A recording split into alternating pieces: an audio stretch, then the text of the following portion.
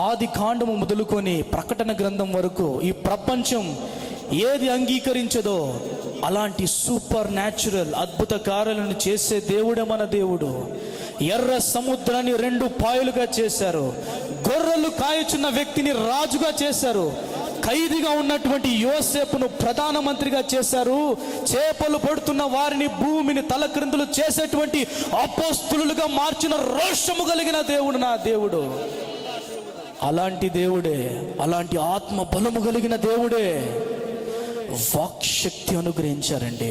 చాలామంది ఏమనుకుంటారంటే మనుషులు తమ సొంత శక్తితో అన్య భాషలు మాట్లాడతారేమో, అది క్రమము కాదు కదా అని చెప్తారు. కాదండి, ఎవరు ఊరికనే అన్య భాషలో మాట్లాడరు.